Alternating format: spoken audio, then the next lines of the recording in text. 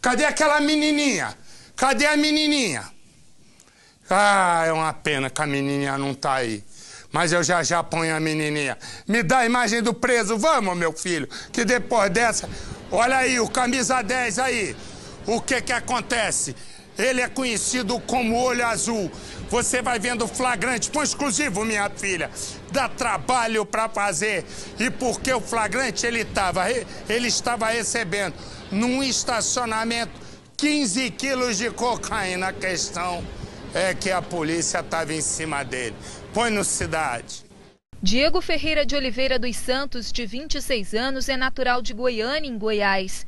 Ele chegou de avião ao Rio e ficou hospedado neste hotel em Copacabana. O rapaz seria mais um turista na cidade se não fosse um detalhe.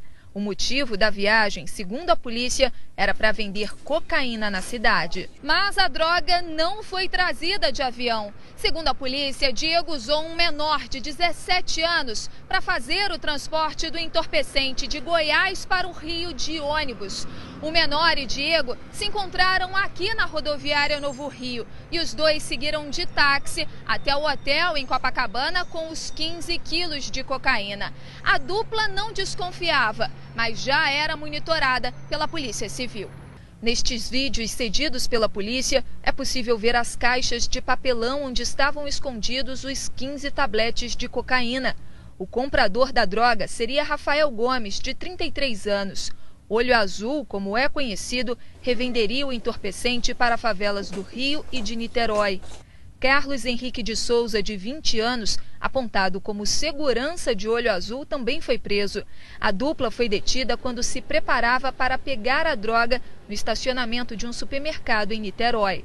Olho Azul, que era um traficante que já aparecia em diversas investigações nossas e de algumas outras delegacias, como sendo um distribuidor de drogas em várias comunidades da maior facção criminosa que atua aqui no Rio de Janeiro, mas nós ainda não tínhamos a qualificação dele. Pois bem, se aqui tá zóio azul, põe o zóio verde. Esse aqui, só no Brasil. Esse aqui, para ter uma ideia, ele movimenta, calcula-se que ele movimenta 60 toneladas de cocaína por ano. 60 toneladas. Estava preso. Patrimônio dele, algo em torno de 100 milhões de reais. 100 milhões de reais. Ele estava preso, o advogado dele conseguiu um habeas corpus, que é um mecanismo legal, foi lá e a Justiça Federal o soltou. No dia seguinte, a mesma justiça decidiu prendê-lo de novo. Só se mandar um comunicado nesse momento para Bolívia. Põe no Cidade. O homem que você vê é um dos maiores traficantes de pasta base de cocaína do Brasil. 10 toneladas por ano, que processadas chegam a 60 mil quilos de cocaína pura. Tamanha quantidade de droga fez de Marcelo Gomes de Oliveira um criminoso respeitado no mundo do tráfico e um dos bandidos mais procurados pela polícia. O cara tá andando de boas, Marcelo Gomes de Oliveira, conhecido como Zóio Verde, é um traficante que não mede esforços para comandar a venda de drogas. Drogas trazidas da Bolívia para o centro-oeste do país e que depois são distribuídas em todo o território nacional. Com o dinheiro do tráfico, o Zóio Verde conquistou um patrimônio, hoje avaliado em 100 milhões de reais. Uma ostentação que vai além da fachada da mansão em Brasília, avaliada em 5 milhões de reais. Imagens feitas pela Polícia Civil de Goiás mostram o interior da casa. Uma piscina semiolímpica numa área de lazer com mais de 1.000 metros quadrados. Do lado de dentro, móveis caros e hobbies, que demonstram o perfil do bandido. No armário, roupas de grife, muitas joias e relógios. A rotina do traficante é rodeada de conforto, justamente para evitar que ele precisasse sair de casa. Uma estratégia para enganar a polícia, sim. Marcelo Gomes pensou em todos os detalhes para garantir que a família tivesse tudo dentro de casa. Um exemplo disso é a academia montada especialmente para ele e a mulher num dos cômodos da mansão. Os investimentos do traficante são escolhidos a dedo. Nesta imagem, ele está na porta de um prédio que fica num bairro nobre de Goiânia para olhar um apartamento. O imóvel custa R$1 milhão. Vai ser a próxima compra do criminoso. Na investigação, a polícia descobriu que Zóio Verde também tem gosto por fazendas. Esta, que fica na cidade de Araguaçu, no Tocantins, é usada durante as visitas de parentes e amigos. A fazenda também é usada para a criação e a venda de gados do traficante. No momento em que a polícia chegou ao local, 1.000 cabeças eram transferidas. Todas haviam sido vendidas no leilão. 2 anos de investigação. Dezenas de policiais que trabalharam dia e noite numa mega operação de escutas telefônicas e campanas. Policiais que seguiram todos os passos do traficante, dos momentos de diversão ao comércio de cocaína. Este vídeo mostra o momento exato em que Zóio Verde entrega uma mochila cheia de dinheiro para um dos integrantes da quadrilha. Uma negociação feita no centro de Goiânia e em plena luz do dia. Tô filmando o cara pegando a mochila de dinheiro no carro dele aqui, ó. Ele precisava seguir esse carro. Este outro vídeo, feito na porta da escola onde os filhos do criminoso estudam, a prova de que a investigação acompanhou também os passos da mulher do traficante. Uma maneira de chegar até Zóio Verde. A polícia já sabe, Zóio Verde é um traficante preparado para tudo. Ele é capaz de matar, roubar e destruir milhares de famílias com o tráfico de cocaína. Ele sempre esteve pronto para fugir. Pronto, eu digo literalmente, com mala e tudo. A descoberta veio depois que a polícia estourou uma loja de carros desativada, onde o criminoso guardava parte dos seus bens e o plano de fuga. No galpão, 22 veículos de luxo, cada um com cifras que chegam a R$200 mil. Já o plano de fuga está escondido neste carro branco.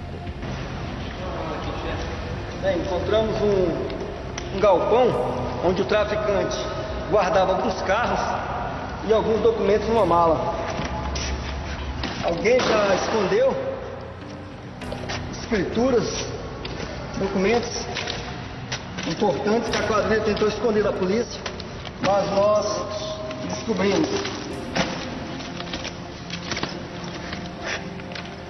Aqui uma bolsa pesada, dinheiro do tráfico, dinheiro lacrado do branco BRD.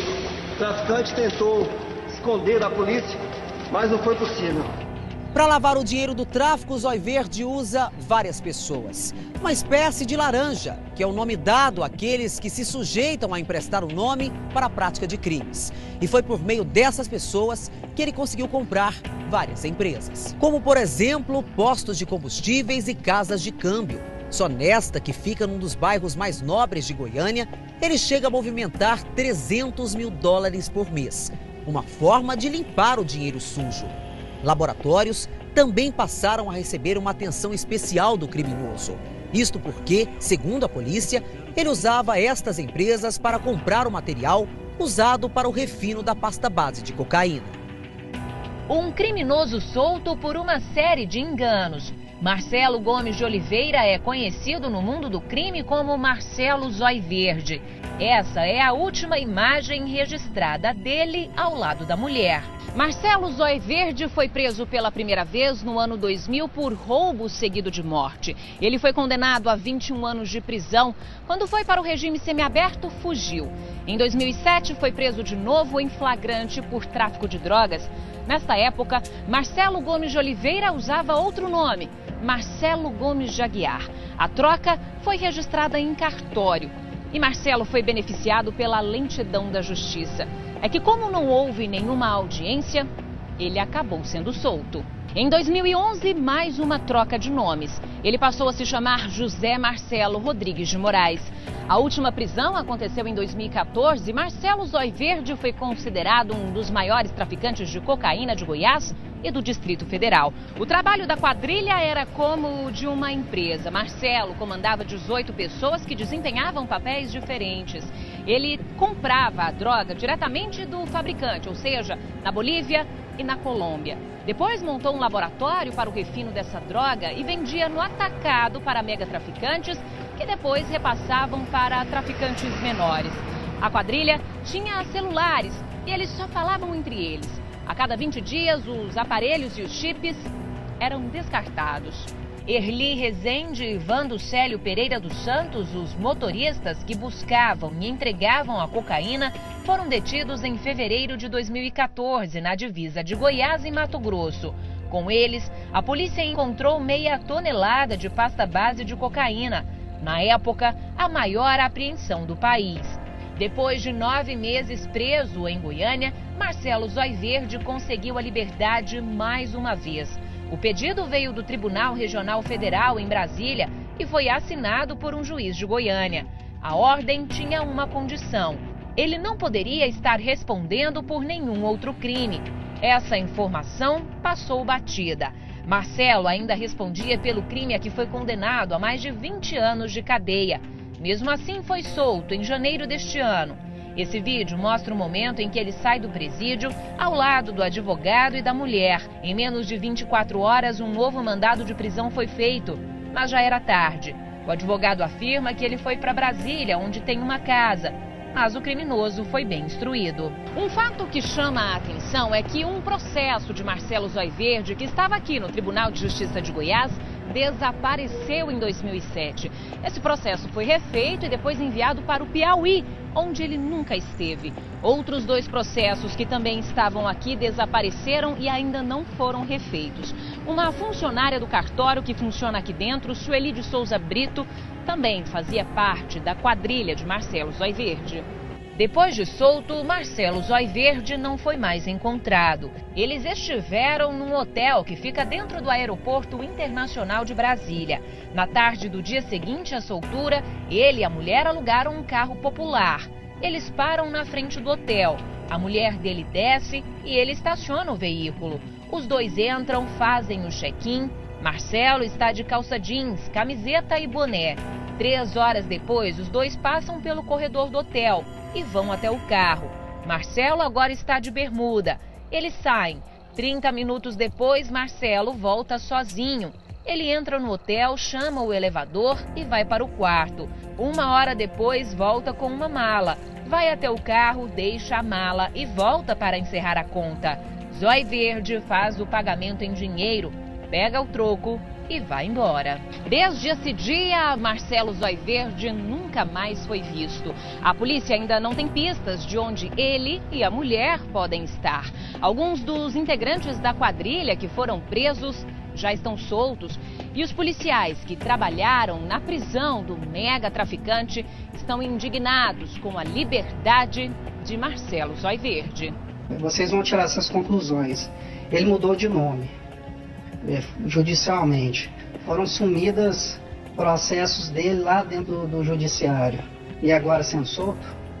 Sem audiência? O que vocês concluem? Pelo menos parte dá para concluir. A força do dinheiro, né? Não é possível que 3 processos desapareçam dentro de um tribunal de justiça. Não é possível que uma ordem judicial que diz que ele só pode ser solto se não estiver respondendo a nenhum processo e ele acabe solto. Resumo, aí tem incompetência somada à corrupção. Tanto é que uma funcionária do cartório de uma das varas do tribunal, a funcionária foi cooptada pela quadrilha dele e também acabou presa. Na verdade, não é possível que alguém assine um papel para soltar alguém dizendo, mas se ele não tiver o processo, é óbvio que tem que pegar e ver que é só entrar no computador e no computador vai estar lá. Portanto, não precisava nem dessa ressalva. Era o juiz olhar no computador e ver, pá, esse sujeito tem um monte de coisa e, portanto, não pode ser solto. Tô certo? Tá certíssimo, até porque isso foi tão armado, Marcelo, que ele saiu à noite. Ele saiu à noite da prisão, lá com o advogado, foi pro hotel, arrumou as coisas, de manhã ele se mandou. E não ter audiência, quando alguém é preso em flagrante, como ele, o prazo máximo para se ouvir o acusado é 81 dias.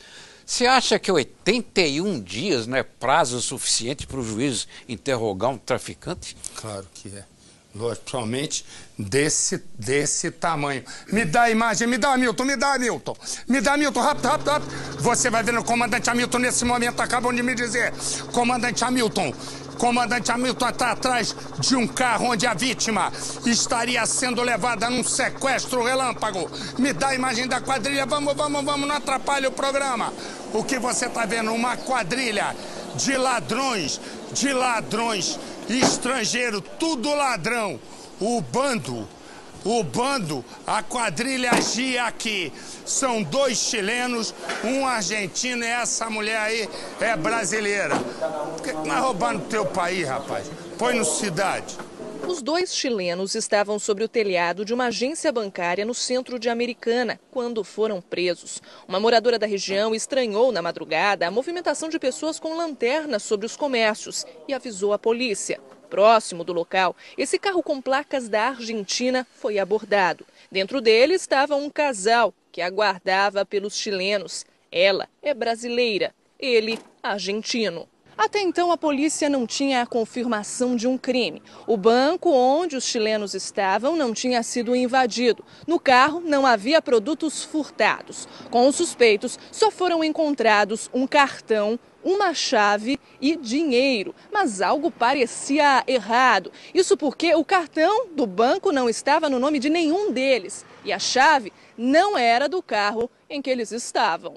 O mistério da movimentação sobre os telhados só foi desvendado quando os funcionários de um escritório de uma construtora que fica no calçadão chegaram para trabalhar. Quando os funcionários chegaram no escritório para iniciar o trabalho, sentiram falta do que foi levado. 68 celulares, 4 notebooks e vários modems de internet foram recuperados. O material ainda estava no telhado. Foi escondido quando os ladrões perceberam a chegada da polícia. Todos foram indiciados por furto qualificado. A Polícia Civil teve dificuldades para confirmar a identidade do argentino e de um dos chilenos, pois eles não portavam nenhum documento. Deixa eu dizer o seguinte. O telefone tocou e do outro lado da linha o cara disse: I would like to talk to Mr. Percival. Aí o cara, hã? Aí disse o cara de novo. Falou. E ficou, hã? Aí até que veio um que conseguia falar inglês. Aí você quer falar com quem? Com Percival, não é aqui não. Aí o cara, aí eu disse, como não é aí? Aí não é da Polícia Federal? Ah, sim! O cara nem o que falava inglês aqui no Brasil estava entendendo o cara que estava ligando da Inglaterra. O que aconteceu? O agente chamava Percival. Olha que coincidência. Podia fazer prova para a Polícia Federal, essa que me deixava sossegado aqui em paz. Aí, resumo, o que aconteceu? A polícia inglesa diz assim, olha, vai aparecer em Fernando de Noronha um veleiro super lindo, um veleiro de luxo. Aí o cara da Polícia Federal aqui disse, mas o que é? Ele disse, o cara que está lá dentro, que é o dono do veleiro, que é esse aqui, é um holandês. Ele é traficante internacional. Ele é procurado e a gente sabe que ele está levando um carregamento de cocaína. Aí o agente brasileiro, deixa comigo. Aí, pimba, dá a imagem do cara, por favor. Olha ele aí, esse é Raymond. Raymond vinha entrando no Brasil com seu veleiro de luxo, crente que todo mundo ia engolir, que ele estava passeando em Fernando de Noronha. Conversa, ele estava carregando, era um monte de quilos de cocaína. Põe no Cidade. A operação prendeu em alto mar, perto do arquipélago de Fernando de Noronha, o traficante internacional Raymond Nob, de 48 anos de idade. O holandês estava em um veleiro de sua propriedade e foi abordado pelas autoridades que estavam no navio patrulha Macau. Na embarcação onde o holandês estava, foram encontrados 11 quilos de cocaína pura. O holandês chegou ao Brasil em junho deste ano e foi para o estado da Paraíba. E a informação de que ele estava no país veio da polícia da Inglaterra, que mantém uma cooperação internacional com o Brasil. Raymond Nob já foi preso em 2007 na França pelo mesmo crime, tráfico internacional de drogas. E o destino dos 11 quilos de cocaína que ele transportava possivelmente seria a Europa. Depois de preso, o holandês foi trazido para o Recife e depois do desembarque foi encaminhado ao Cotel. A embarcação também deve ser conduzida ao Recife até o final desta semana, porque a Polícia Federal acredita que haja mais cocaína na estrutura do veleiro. E aqui, ó, nesse caso desse rapaz, bem que ele tentou correr. Ele até correu, mas não conseguiu. O que aconteceu? Ele estava com a namorada no carro. Eles estavam lá, pipipi, namorando no carro, perto de uma praça e tal. De repente, 2 ladrões chegam. Ele tenta escapar, mas não dá tempo. Ele é baleado e morre ali. Os bandidos foram, pegaram o carro e levaram a namorada do rapaz que viria a morrer. O que acontece? Por sorte, né, dela, os bandidos desistiram de levá-la e jogaram ela numa rodovia. Põe no Cidade.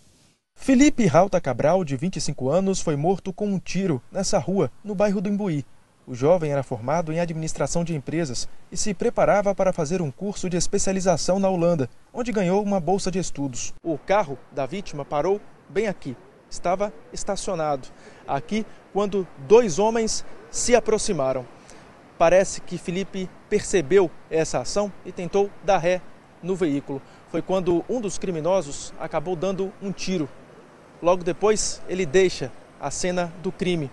Mas o outro criminoso permanece, entra no carro da vítima e foge com a moça como refém. Ela só foi deixada minutos depois às margens da BR-324, na região do bairro de Pirajá.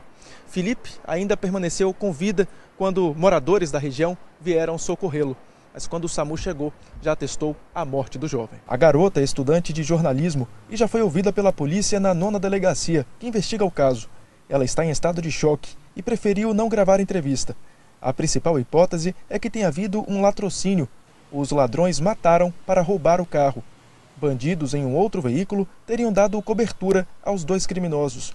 Os investigadores já estão com as imagens do circuito de segurança do prédio que fica em frente ao local do crime. Moradores da região estão assustados. Estamos muito temerosos, inclusive não estamos nem saindo de casa em relação a isso. Só na semana passada, é incrível, né? Roubaram 5 carros e todos os carros do mesmo modelo. Inclusive os moradores daqui que têm a mesma marca de carro estão até com medo. Você vai vendo aí, são 4 mulheres e 5 homens. Eles foram assaltar um motel. Olha a Maria Maluca aí. Aí, Joaninha, vai dando que eu conheço todo mundo. Esse é Francisquinho. Olha aí, vai vendo. Chico da Boca. Vai vendo. Ó, fala aí. Ó, Zé Camundongo. Aí, esse aí, ó. Esse eu não conheço. Você vai vendo, e aí um diz assim, olha a Chica Maluca, olha a Chiquinha. O que acontece? Um deles assim pro repórter. Se eu não tivesse algemado, se eu não... Abre então, Sonora. Mostra aí ele falando. Fala pra mano. É meu trabalho falar. Então para com isso, larga a mão disso. E você vai largar a mão de roubar? Roubar o quê? Roubar motel, por exemplo. Se você não parar de roubar, eu não vou parar de falar nunca. Então você vai falar até amanhã. Se eu pudesse, eu roubava até você, se eu não tivesse algemado. Fala pra mano. É meu trabalho falar. Então para com isso, larga a mão disso.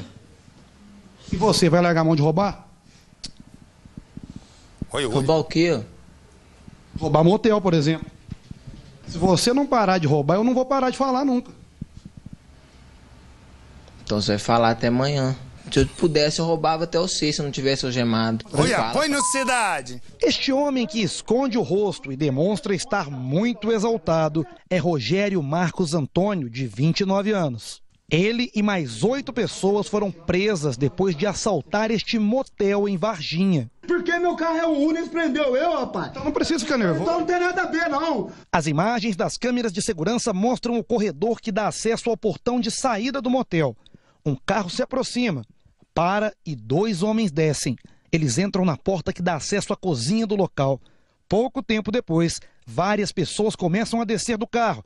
Ao todo, são 9 criminosos, entre eles 4 mulheres. 2 delas e um rapaz esperam do lado de fora, enquanto todos os outros também entram na cozinha. Lá dentro, começa o assalto. Instantes depois, os bandidos começam a sair. O funcionário da recepção também é rendido.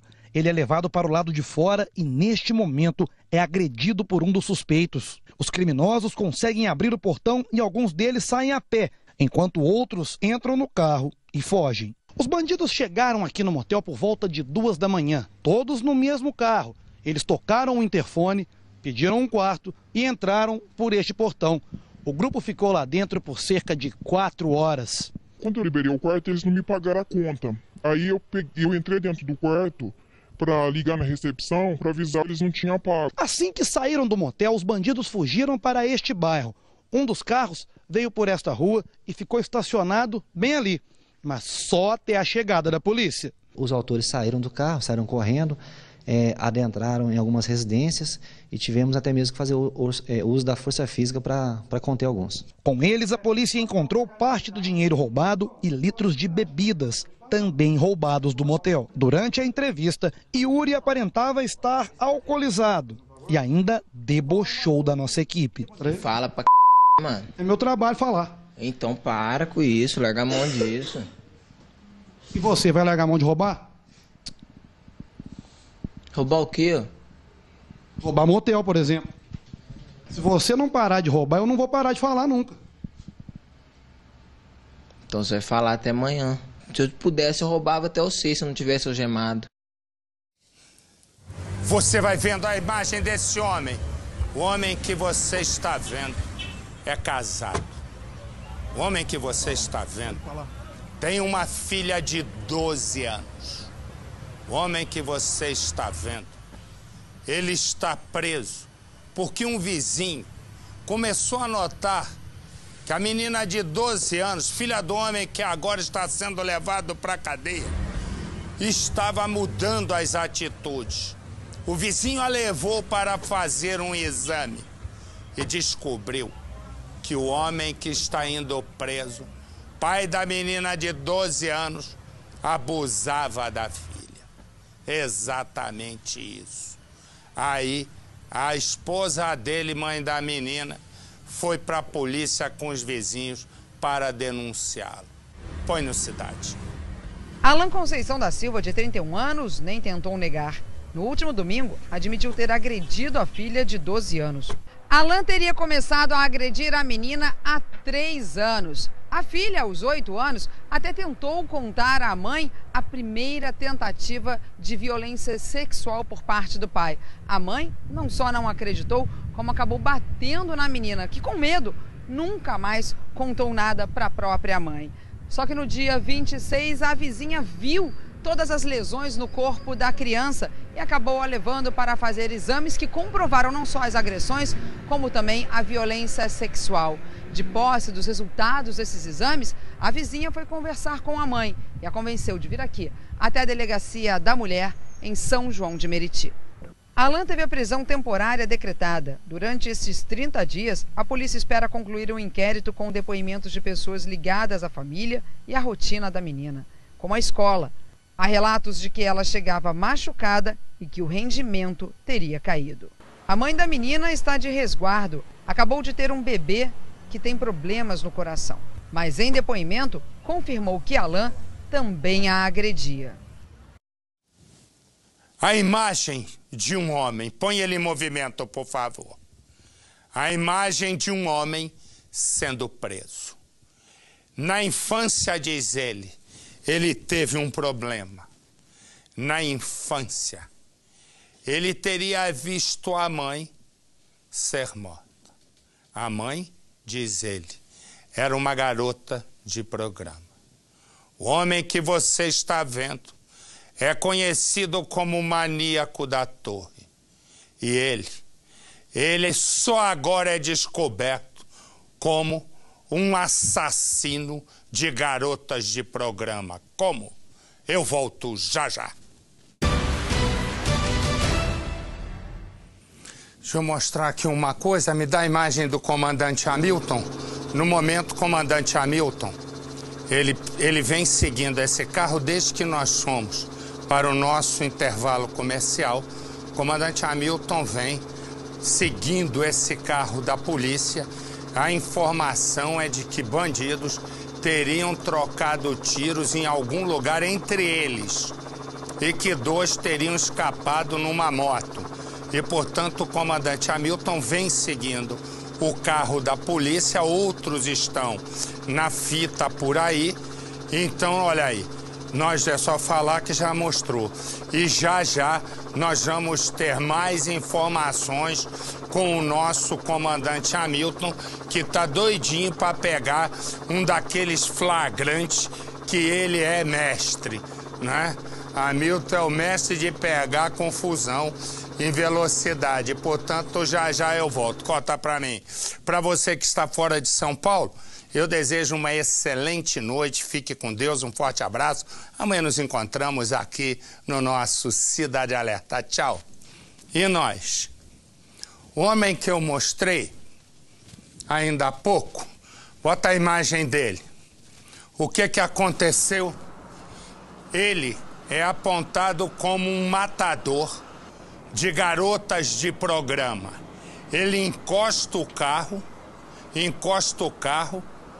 pede para as garotas entrarem e a partir daí,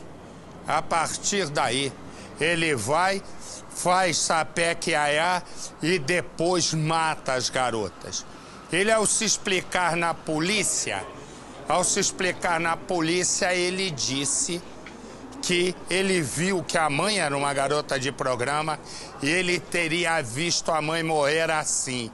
E que, portanto, por isso ele faz isso. Enfim, ele disse que isso ele tinha 7 anos. Resumo, pelo menos já foram identificadas 8 mulheres de uma história que começa assim. Difícil, triste, hein? Quando este homem assiste a um noticiário que conta a história de mais um assassinato de mulher, ele sente um prazer típico de uma mente perturbada. Já viu alguém se brava? A identidade dele ainda é desconhecida pela polícia, mas o assassino em série conhecido como Maníaco da Torre está prestes a ser desmascarado.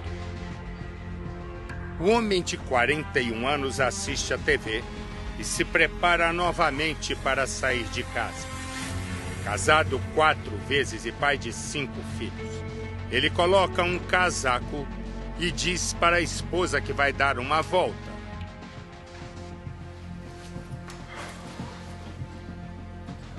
Coração, tô saindo, tá? Já eu volto. Não demora, amor. Romês sempre ataca de carro. E por isso, de tempos em tempos, ele compra um carro novo. Tudo para confundir a polícia.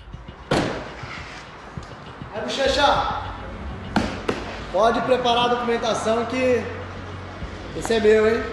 Perto dali, uma garota de programa se despede de mais um cliente. Se voltar tem desconto, tá?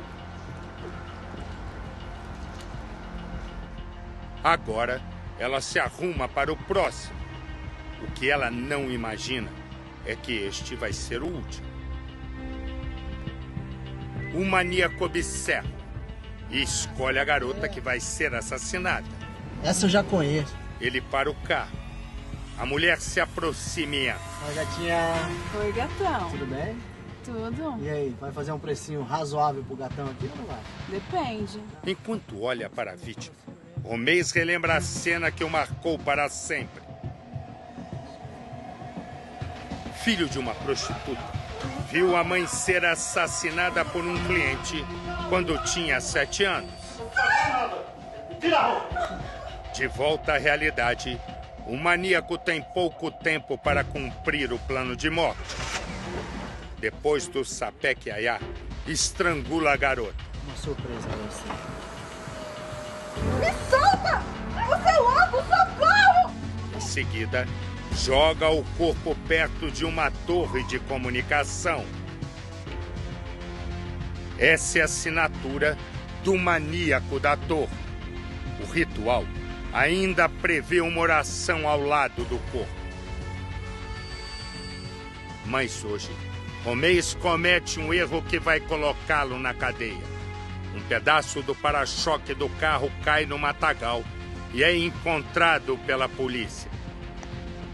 A investigação verifica todos os radares da região e encontra um carro suspeito que passou em alta velocidade no dia do crime. Quando os policiais chegam na casa do maníaco, percebem que a peça encontrada no matagal é parte do carro e descobrem que ele teria já matado 8 mulheres em 10 anos. Rosnei Fon Firmino Gomes, de 40 anos de idade. Uma das pessoas mais procuradas na história da polícia maringaense, foi levada da Delegacia de Homicídios ao auditório de apresentação sob forte esquema de segurança, a passos lentos e de cabeça baixa. Gomes é casado e estava morando com a esposa na Vila Operária. Ele acompanhava todos os detalhes de seus crimes e buscava aperfeiçoar os seus ataques através do que era divulgado na imprensa. Frio e calculista, só agia durante a noite e madrugada. Só que escolhia e atacava só aquelas mulheres que se encaixavam no seu perfil de exigência, garotas de programa. Como você agia? O que você fazia com essas mulheres? Sei lá o que aconteceu na minha cabeça. É a oportunidade. Você está diante de um dos crimes mais complexos da história da polícia maringaense. Tá bom. Por que, a princípio, ontem você estava negando tudo e agora contou em detalhes para a polícia? Que eu não aguentava mais em casa, dormir. Não dormia mais, cabeça, peso demais na minha cabeça. Não aguentava o quê, Rony? Como que era a consciência, Rony? Como que era? Por que você não aguentava? O que você sentia que você resolveu questionar, falar tudo? Arrependimento. Mas por que não parou de matar, Rony? Sei lá. Por que dessas mortes? Achei que eu tinha conseguido. A família como fica agora? Sofrendo. O que você fala para as famílias das vítimas agora, Rony? Não tem nem como falar. Por quê? Como que você escolheu as suas vítimas? Não tem escolha, não. Tinha um perfil, Rony? Não. Porque a maioria das vítimas eram garotas de programas aqui em Maringá. Não tinha perfil, não. Você abordava elas de que jeito? Você tinha algum relacionamento com elas? Encontrava na rua? Como é que era? Não. Os detalhes que levaram a polícia a acreditar e passar a investigar a possível existência de um maníaco aqui na cidade podem ser contados aqui nesse local, ao pé desta torre, onde 3 dos 8 corpos foram encontrados. E onde também a polícia localizou as peças de roupas da última vítima e também um pedaço do carro que levou a identificar o suspeito. Os demais corpos foram encontrados em um raio de aproximadamente 4 quilômetros daqui. O que também causou estranheza e começou a ligar um caso ao outro foi a posição e as condições em que os corpos foram encontrados. Todos foram deixados de costas para o chão. Estavam nus e com as pernas e os braços abertos. Segundo ele, todas as vítimas foram mortas dentro de seus carros. As últimas nesta BMW azul metálico. Gomes também revelou um trauma de infância que, psicologicamente, pode explicar a sua ânsia em matar mulher. A sua mãe também era garota de programa e foi assassinada da mesma maneira quando ele ainda tinha 7 anos de idade. E essa morte da sua mãe pode explicar essa situação? Não sei. Gomes já esteve preso em 2002 por roubo a banco e foi processado por receptação em 2011. Poucas vezes teve trabalho de carteira assinada. Em um de seus empreendimentos, foi dono de um bar, bastante frequentado por garotas de programa. Ponto também conhecido da polícia que investigou a suspeita da venda de drogas no local. Entre as vítimas que escaparam, uma delas que foi ouvida hoje é um travesti. Isso significa que ele não atacava apenas mulheres, não? Veja, até possível que tinha cometido um engano, até a gente trabalha com essa hipótese também, né? E de repente até pela força física dessa vítima, ele não tenha conseguido o seu intento. E esse é o momento em que um dos homens mais procurados na história da polícia maringaense está sendo preso. Ele que é apontado de ser o autor de uma série de crimes bárbaros aqui na cidade de Canção. E esse é o seu destino a partir de agora. E eu vou direto a Maringá falar com o nosso Joel JR, que vai nos contar se apareceu mais vítimas nesse momento. Boa noite, Joel. Boa noite, Marcelo. Boa noite a todos. Ainda não. Ele confessou apenas 6 crimes dos 12 que estão sendo investigados pela polícia. Ele é mantido preso e alega à polícia que tem um problema de memória, tanto curta quanto longa. Confidenciou também que começou a matar essas garotas de programa no ano de 2007. E de lá para cá, pelo menos 12 corpos, Marcelo, foram encontrados nessas mesmas condições. De decúbito dorsal, que seria de costas para o chão, nus e com as pernas e os braços entreabertos. São características muito semelhantes dos crimes que ele já confessou. Por isso que a polícia acredita que ele possa ter envolvimento em outros casos, se tornando o maníaco mais perigoso na história do Paraná. Obrigado, Joel. Obrigado. Qualquer informação nova você me chama. Obrigado, querido. Resumo, mas deixa eu mostrar uma coisa. Bota a menina aqui. Você há de lembrar que eu mostrei aqui, já tem algum tempinho, essa menininha, bota ali, por favor, Emily, ela desapareceu há cerca de 14 meses. Ela morava no sul do país com a mãe, eu estou tentando em Jaraguá do Sul, Santa Catarina, e a mãe que estava, o pai estava numa confusão com o pai e tal. O que aconteceu? O pai pegou a menina, corta aqui para mim, meu filho. O pai pegou a Emily, né, e saiu com ela de carro. Ela foi levada pelo pai de carro. De repente, no dia seguinte, o carro é encontrado, carbonizado, e o corpo do pai Alexandre lá estava. Emily desapareceu. Exatamente isso. A menina desapareceu e aí ficou aquela dúvida, 14 meses. Eu já coloquei umas 2, 3 vezes a fotinho da menina para ver se alguém a encontrava. O que aconteceu agora? Nos Estados Unidos, numa praia em Massachusetts, aí que é perto de Boston, o que acontece? Um corpo de criança é encontrado.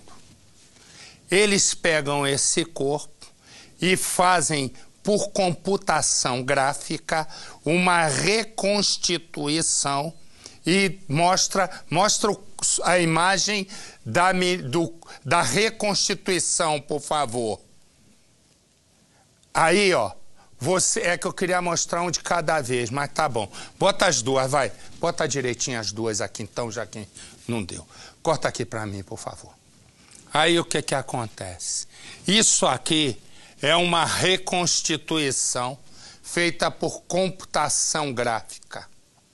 Imediato, como tem em todo o mundo fotos da menina, aí houve um contato e o que aconteceu? Olha as duas como são semelhantes, né? São parecidas. O que acontece?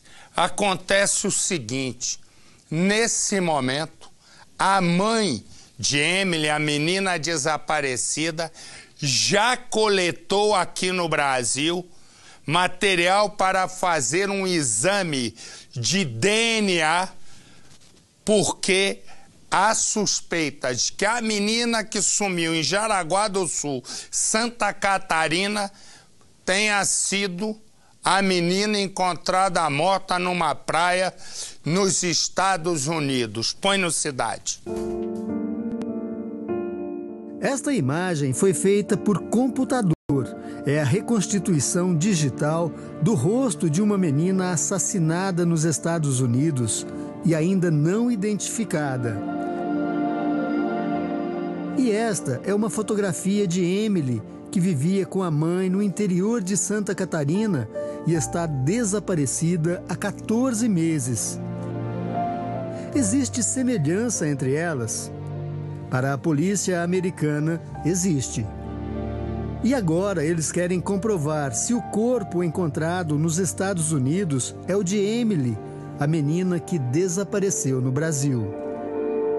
A história de Emily começa neste bairro, em Jaraguá do Sul, no interior de Santa Catarina. É aqui que ela vivia, ao lado do pai e da mãe, até o dia em que as brigas e discussões provocaram a separação do casal. A mãe de Emily é Josenilda Alves Miranda, de 22 anos. O pai, o pedreiro Alexandre Anacleto. Segundo Josenilda, a separação não foi amigável. Alexandre não aceitava ficar longe da filha e da mulher que amava. Eu já tinha separado a primeira vez, voltei e foi a mesma cena que aconteceu, né? Não deu. Então eu falei, não, Alexandre, eu tô indo, não quero mais. Eu falei, a única coisa que nós temos é a nossa filha para poder criar junto, né? A única relação que nós temos. Depois da tentativa frustrada de reconciliação, Alexandre aproveitou um dia de visita e levou Emily de casa. Ficou 20 dias escondido com a menina. Emily tinha apenas 2 anos. Ele me ligava quase todo dia para colocar ela no telefone para me ouvir a voz dela longe, né? E ela falava com você? Ela tava começando a falar, né? Ela me chamou. Difícil era me chamar de mãe, porque ela se chamava quando ela estava doente ou alguma coisa assim, né? Josenilda procurou a polícia até que Alexandre devolveu a menina. Essas imagens foram gravadas poucos dias depois que ela voltou para casa. Emily se joga de cima do carro nos braços da mãe. Foi uma das últimas vezes em que Josenilda esteve com a filha. Ela se lembra do dia em que Alexandre fez outra visita e levou Emily com ele de novo, desta vez para nunca mais voltar. Como ela tinha acabado de acordar, e ela não mama em seguida, né? Meia hora depois dela ia mamar. Daí eu falei, Alexandre, fica a menina aqui que eu só vou fazer o mamar dela, né? Daí já trago pra ela mamar aqui. Foi na última cena, daí que eu entrei na cozinha, quando eu olhei pela janela, foi a hora que eu vi ele pegar a Emily pelo meio, jogar no banco da frente e sair queimando o pneu. Seu José Anacleto é o pai de Alexandre. Ele conta que ligou para o filho quando soube que ele havia levado Emily da casa da mãe. Daí eu falei para ele, eu digo, meu filho, a polícia já tá, tu vai se incomodar, rapaz. Eu digo, a polícia já está atrás de você, eu digo, você traz essa menina? Ele disse, não, pai, hoje eu não vou voltar, porque se eu voltar eles vão me matar. Um dia depois de pegar a menina, o carro de Alexandre foi encontrado totalmente incendiado numa praia deserta, a 70 quilômetros de Jaraguá do Sul. Dentro do carro estava o corpo carbonizado de Alexandre. Ele tinha sido assassinado e não havia nenhum sinal de Emily. A criança tinha desaparecido. Para a polícia, 2 crimes para resolver ao mesmo tempo: um homicídio e um desaparecimento. A investigação chegou a 2 suspeitos. 2 adolescentes teriam confessado. Encontraram Alexandre morto, mexeram no carro e depois, com medo de deixar pistas, incendiaram o veículo. Segundo os adolescentes, o corpo tinha marcas de tiros. Outra pista veio deste boletim de ocorrência, registrado por Alexandre 2 meses antes do homicídio. No boletim, Alexandre afirma que estão o ameaçando de morte e que irão danificar seu carro, colocando inclusive fogo. Os autores da ameaça seriam os irmãos de Josenilda, a ex-mulher de Alexandre e mãe de Emily. O boletim de ocorrência colocou a família de Josenilda na mira da polícia. Os telefones dos pais e irmãos de Josenilda foram grampeados e depois apreendidos. Mas a polícia não encontrou nada que apontasse envolvimento de algum deles nos crimes. Depois de tanto tempo sem respostas, as famílias de Josenilda e Alexandre entraram em conflito. Seu José, o pai de Alexandre, acha que os irmãos de Josenilda mataram o filho dele. E tenho certeza, porque eu sabia que os caras iam matar ele. E eles estão escondendo a criança. A criança está escondida e está viva. Do outro lado, Josenilda suspeita do comportamento dos pais de Alexandre. Eles tinham acabado de perder um filho e uma neta e eles não estavam naquele choro, naquele desespero, sabe? Tipo assim, ela ainda tomando cafezinho, né? Tipo, como não tivesse acontecido nada. 14 meses depois, a busca por Emily já ultrapassa as fronteiras do Brasil. Esta semana, um agente dos Estados Unidos esteve aqui em Santa Catarina em busca de mais informações sobre o caso.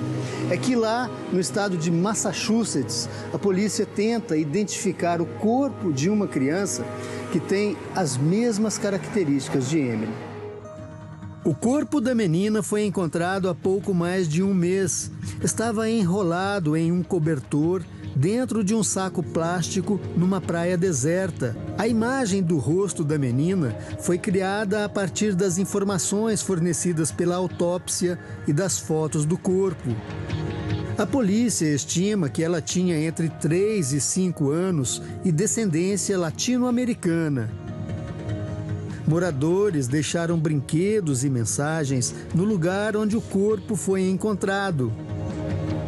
Exames de DNA foram feitos e comparados com milhões de amostras, mas a menina não foi identificada. Brasileiros que vivem nos Estados Unidos perceberam a semelhança entre a imagem gerada pelo computador e Emily e avisaram a polícia de Santa Catarina, que entrou em contato com os policiais americanos. Ele solicitou se havia possibilidade de fazer, se era viável fazer o exame de DNA. Como Emily está desaparecida, o exame de DNA pode ser feito com o material da mãe dela, Josenilda. Um agente do governo americano coletou 4 amostras de saliva. Dali serão extraídos os genes que vão ser comparados nos Estados Unidos com o material genético da menina encontrada morta na praia. Os policiais ficaram divididos quanto à semelhança entre as duas crianças. A gente olhando assim, um pouco mais tecnicamente, ficando mais atento a alguns detalhes, a gente não acha parecido. Se o corpo encontrado nos Estados Unidos for realmente o de Emily, surge um novo mistério. As polícias do Brasil e dos Estados Unidos não têm ideia de quem pode ter levado a menina para lá. Se a Emily foi para fora do país, ela foi traficada. Josenilda disse que observou com muita atenção a foto da menina encontrada nos Estados Unidos. O instinto materno falou mais alto. Josenilda tem certeza que a menina não é a filha dela. O coração de mãe diz que não é ela. O resultado do exame de DNA deve sair dentro de um mês. Até lá, as famílias continuam esperando outras respostas. Quem matou Alexandre? O que aconteceu com Emily?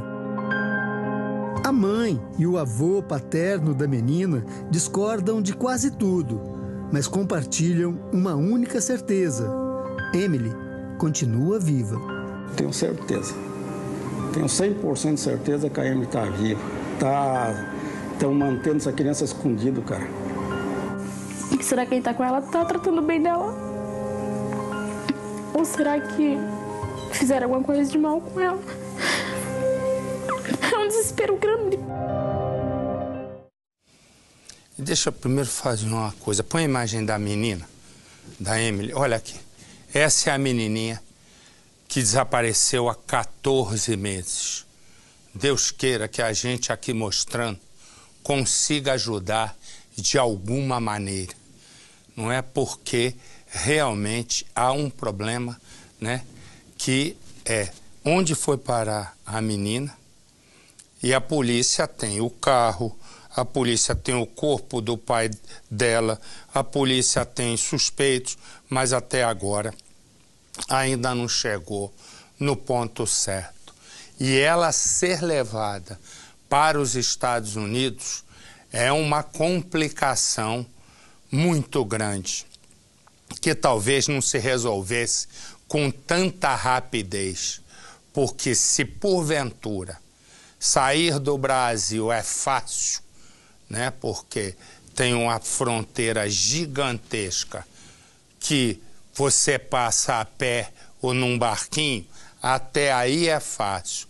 Arrumar documento de alguns países que fazem fronteira com o Brasil também é fácil. A questão é como entrou nos Estados Unidos.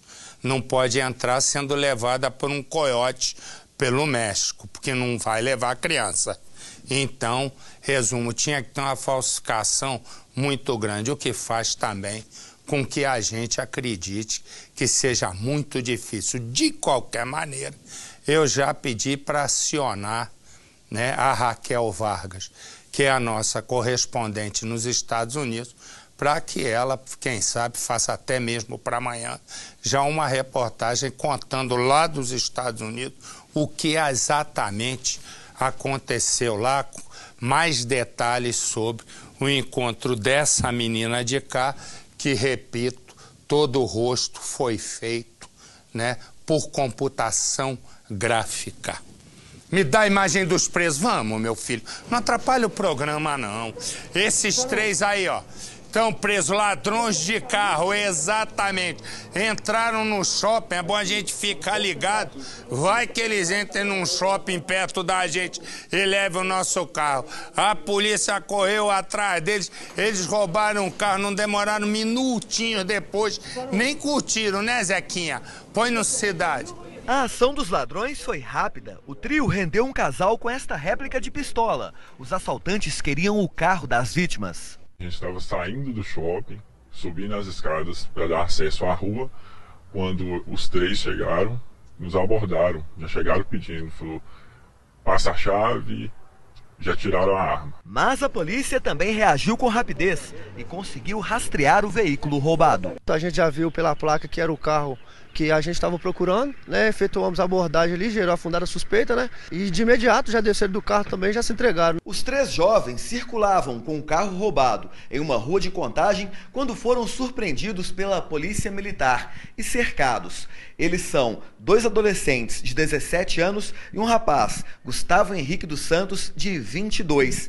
Vocês foram surpreendidos pela polícia quando estavam nesta rua, de repente deram de frente com os militares? Isso. Como é que foi na hora? Aí foi normal, paramos o carro, eles mandamos nós descer, descemos, deu a abordagem normal. O adolescente que saiu de Janaúba, no norte de Minas, para trabalhar como entregador de sacolão, na região metropolitana de Belo Horizonte, alegou que ele e os colegas só queriam o carro para dar uma volta. Ela só dá rolê mesmo. Não tinha intenção de desmanchar o carro ou revender? Não. Apesar de ser o mais velho, Gustavo negou que tenha incentivado os 2 menores a praticarem o roubo. Não levei ninguém para cometer crime, não. Eles estão aí, eles podem falar aí pra câmera aí se é eu que botei isso pra roubar, ué. Foi eu não. A mãe de um dos adolescentes acompanhou a ocorrência e, sem mostrar o rosto, fez um desabafo. O coração aqui tá angustiado, mas foi o que ele procurou e espero que pague, né? Porque ele fez uma coisa errada. Preferia que ele ficasse preso. Porque aí, quem sabe assim, ele toma vergonha na cara e não faz isso mais. Ixi, olha a imagem que me chegou. Põe a confusão. Abre, abre, abre. Vai vendo. Olha, olha. Olha, olha a briga. Solta, solta. Olha a briga. A mulher que tá... A briga, a briga, a briga. Pega, pega. Sai daí, cachorro. Vai se machucar. Metendo na briga dos outros. Olha a confusão, sabe o que é?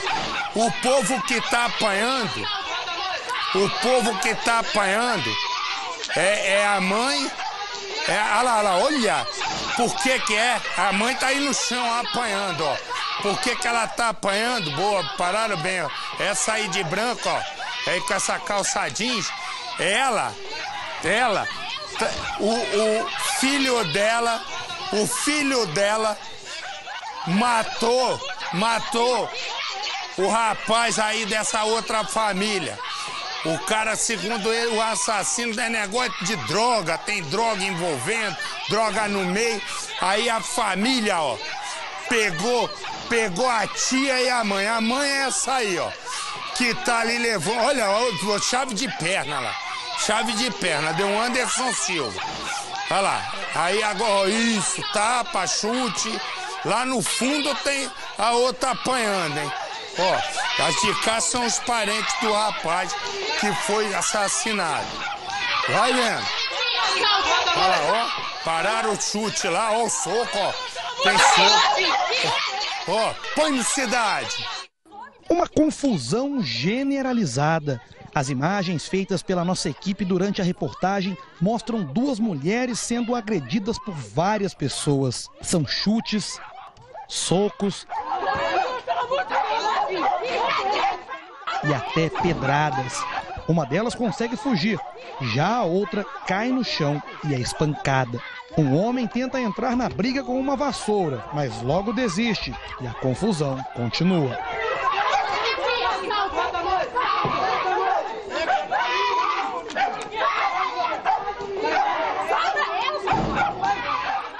As vítimas da agressão são mãe e tia de Wendel da Silva Alves, de 18 anos. Ele é suspeito de participar da morte de Milton Mariano de Oliveira, de 28. Os agressores são os familiares de Milton. O crime aconteceu aqui, bem na porta da casa do Milton. Ninguém da família quis dar entrevista, mas eles afirmam que o verdadeiro alvo dos suspeitos seria um sobrinho da vítima que se envolveu em um homicídio em fevereiro deste ano. Ele, inclusive, chegou a ser abordado pelos bandidos aqui na rua, mas conseguiu correr para dentro de casa. O Milton, que morava aqui em cima, ouviu o barulho do portão e saiu para ver o que acontecia. Foi aí que um dos criminosos disparou a arma 3 vezes. Um dos tiros acertou aqui na parede. O outro acertou aqui embaixo no portão. E o terceiro foi o que atingiu o Milton. Ele chegou a ser socorrido, mas morreu no hospital. De acordo com parentes de Milton, há algum tempo a família toda sofre ameaças. No portão há várias outras marcas de tiros. Assim que o crime aconteceu, a polícia foi chamada. Uma testemunha disse que viu um dos suspeitos correndo para dentro desta casa. Era o Wendel. Os militares então entraram na residência, fizeram buscas e encontraram o suspeito escondido no telhado da casa com um menor de idade. Além disso, a polícia também encontrou muita droga. 5 tabletes de maconha com peso de quase 3 quilos no total, uma pedra bruta de crack de aproximadamente 470 gramas e 32 pedras da mesma droga já embaladas para venda, além de uma balança e materiais usados para embalar a droga. Na delegacia, Wendel negou ser traficante. Você sabe que você vai ser preso por tráfico, né? Não, mas né, cadeia é longa, mas não é perpétuo, não. Além de Wendel, foram presos William Henrique da Costa Marques, de 28, conhecido como Jantar, 2 menores de idade, e Luan Nicolau Martins Amaro, de 18 anos. Ele é o suspeito de ter feito os disparos. Todos os suspeitos se dizem perseguidos pela polícia. Eric Rômulo da Silva, de 34 anos, também foi conduzido para a delegacia. Ele estava na rua quando a polícia chegou e, ao consultar o nome dele no sistema, os militares encontraram um mandado de prisão por roubo em aberto. Eric, que já cumpriu pena por estupro, estava solto há 2 anos e foi levado novamente ao presídio de Três Corações. Wendel também foi levado para o presídio por tráfico de drogas. Logo mais eu tô na rua daqui 6 meses. 4 suspeitos, os 2 menores, William e Luan, continuam na delegacia à espera da decisão do juiz sobre a prisão. A imagem que você vê aqui é a imagem de uma mulher que tinha um sonho.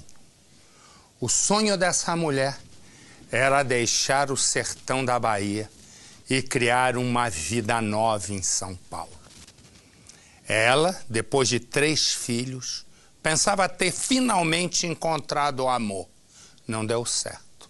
Ela volta para o sertão da Bahia para dar um tempo porque estava sendo perseguida, e ao chegar lá encontra um primo que desde criança ela tem como irmão. O primo em dificuldades, ela diz: vou voltar para São Paulo, vou te arrumar um emprego lá. Ao chegar aqui, ela e o primo dão de cara com um ex-namorado. O ex-namorado dela, numa história que começa assim. Adão e Beatriz são primos. mas são criados no sertão da Bahia como se fossem irmãos. Mas a vida lá é difícil. Vem a seca, o desemprego, e Beatriz decide mudar para a cidade grande. Mas antes de viajar para São Paulo, ela promete ao primo Adão que sempre estará por perto para ajudá-lo. Já em São Paulo, ela vai trabalhar fazendo limpeza num hospital. Com o tempo, tem o primeiro filho. Logo depois, mais 2. Cansada já, preciso pegar minha roupa também.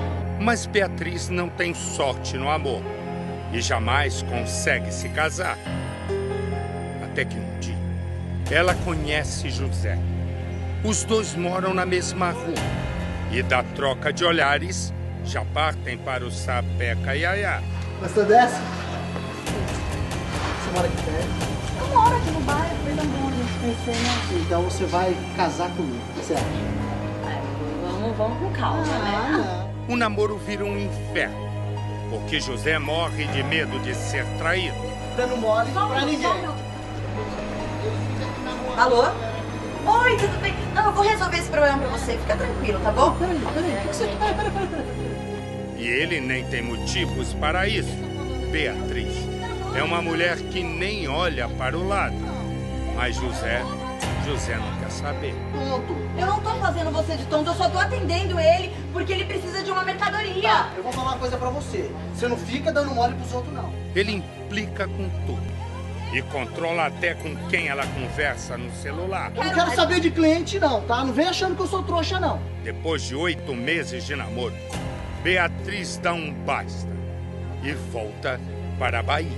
Eu tava pensando sobre a gente e eu acho que não tem mais como. Você me sufoca demais, não tem como. Eu não consigo fazer nada, você não me deixa trabalhar direito. Esses quase um ano que a gente passou junto foi um tormento na minha vida. Eu não quero mais. Como que eu te sufoco? Eu não quero mais. Não, me explica. Não, só me explica como que eu te sufoco. Mesmo separados e bem longe um do outro, José não dá sossego para Beatriz. E tome conta de celular, cara. Sua porta e você vai ver o que eu vou fazer com você. Tá duvidando? Ah, tá duvidando, né? Fica tranquila. E assim, eles ficam no dilema por 8 meses. É nesse período, morando na Bahia, que Beatriz reencontra o primo Adão.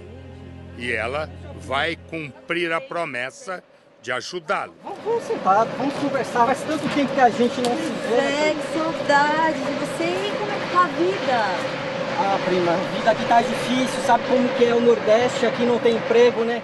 Adão conta que está difícil conseguir emprego. Eu tô indo pra São Paulo resolver a pensão alimentícia do meu filho. Por que você não vem comigo? Beatriz diz que precisa voltar para São Paulo para acertar a pensão alimentícia do filho e o convida para viajar junto. José descobre que Beatriz está de volta. O que ele não aceita é saber que a ex-namorada está acompanhada de um primo. Bem que eu desconfiava que ela não foi pra lá à toa. Ela foi, ficou um tempo e já voltou com o primo. Naquele dia, Beatriz e Adão caminham até uma padaria. Eles vão comprar um bolo para comemorar o aniversário de 3 anos do filho de Beatriz. Não percebem, mas são seguidos por José, o ex-namorado. Ei, Beatriz! Então esse é o seu priminho? É, meu primo, ele é meu primo. Ah, seu primo, você acha que eu sou tanto? Sem ter nada a ver com a briga do ex-casal, Adão é atacado. O primo, que estava apenas um dia em São Paulo, morre ali mesmo. Beatriz foge do ex-namorado e nem mesmo na delegacia ela escapa da perseguição do ex. Ai, meu Deus. Olha, doutor, ele tá me ameaçando. Um recado no celular. É José. Mais uma vez, ele é ameaça de morte. Em estado de choque, esta mulher está dividida entre 2 sentimentos. A dor de ter visto o primo, Adão Emiliano Oliveira, de 23 anos, ter sido assassinado pelo ex-namorado dela, José Venâncio Pereira da Silva, de 22 anos. Muita saudade. Muita mesmo. vai ficar pro resto da minha vida. Você matou uma pessoa inocente, meu. Você não sabe nem o que era, meu. E o medo de que José volte a qualquer momento para matá-la. O medo de chegar lá na minha casa para pegar uma muda de roupa e ele estiver lá dentro da minha casa. Porque ele já tentou pular o muro da minha casa. Ele pulou o muro da minha casa. Aí quando ele voltou, ele quebrou o pé. Beatriz namorou com José por 8 meses. Segundo ela, sempre ciumento, possessivo. Ela conta que o assassino não conhecia a vítima e que Adão estava muito tranquilo. Motivo, o primo realmente não tinha nada com a ex-mulher de José. Ele falou assim que para mim ficar tranquila, que não ia acontecer nada, que a gente ia conversar com ele e falar que ele era meu primo, que não tinha nada a ver. E ele morreu de inocente nessa história. Ele nem conheceu José. Durante os 8 meses de relacionamento, foram muitas as brigas entre José e Beatriz. Segundo ela, não faltaram agressões e até uma das vezes em que ele tentou matá-la. Só que em nenhuma delas ela teve coragem de vir até uma delegacia fazer um boletim de ocorrência contra o ex-namorado. A família dele pedia para que Beatriz não fizesse isso. Só que num determinado momento em que ela não aguentava mais, ela decidiu se mudar de São Paulo e foi para a Bahia com o filho. Só que depois de um tempo, ela decidiu voltar. Beatriz diz que só viajou para São Paulo para resolver na justiça a pensão alimentícia do filho, que é fruto de outro relacionamento, e logo voltaria para a Bahia. Já o primo Adão veio com ela apenas como companhia durante o trajeto. O foco dele era arrumar emprego em São Paulo e tentar uma vida melhor. E ver meu primo caído no chão lá, sem poder fazer nada, isso é muito chocante. E eu quero justiça, eu quero que prenda ele, que ele tem que pagar pelo crime, que ele matou uma pessoa inocente, que veio trabalhar para ter um futuro na vida. Ele tirou a vida de uma pessoa inocente, isso é injusto uma coisa dessa. O assassinato aconteceu nesta rua, bem perto de onde os primos estavam hospedados na casa de parentes. José descobriu que Beatriz estava em São Paulo um dia antes do ataque fatal do ex-namorado e enviou essa mensagem, pedindo para marcar um encontro com Beatriz assim que ela desembarcou na capital paulista. Minutos antes do crime, a Beatriz, o Adão e o filhinho da Beatriz, eles saíram para ir até a padaria. Estavam caminhando. O desejo era comprar um bolo de aniversário para a criança que completou 3 anos de idade. Só que no meio do caminho, eles encontraram com José. Segundo Beatriz, José imaginou que Adão fosse um novo namorado e atacou o homem com golpes de faca. Ali, ela ainda conseguiu correr com a criança que presenciou o crime. Adão foi levado para o hospital, mas morreu assim que chegou no local. José conseguiu fugir. O coração está arrasado, eu estou me sentindo culpada. Eu não como desde ontem, eu não estou comendo. Estou sem ação nenhuma ainda. Não posso voltar para minha casa, porque eu tenho medo dele chegar lá de repente. O corpo de Adão seguiu para a Bahia, onde vai ser enterrado. A polícia procura agora por José. Testemunhas já foram ouvidas, Beatriz também. Enquanto ela prestava depoimento, o aparelho de celular dela recebeu uma nova mensagem de José. No texto, ele dizia que ela, Beatriz, é a próxima vítima. E olha que Beatriz já se mudou de São Paulo para a Bahia com medo do ex-namorado. Desesperada, a mulher pede para José se entregar para a polícia. Eu pedi para ele, pro Zé, ô Zé, pelo amor de Deus, se entrega, meu, vai ser melhor para você. Não faça mais nenhuma besteira, meu, porque eu tenho meus filhos para me criar. E pense na sua mãe também, meu. As coisas não são bem assim. É desse jeito que você fala que ama. Vai se entregar nada, a polícia que vai ter que achar. Ó, agora você vai ficar com a novela da família brasileira. Aqui não tem pouca vergonha. É uma história bonita, né? Dos 10 mandamentos. E amanhã eu e você, claro, nós nos encontramos no nosso Cidade Alerta. Fique com Deus, um forte abraço. Tchau, minha gente. Uma boa noite.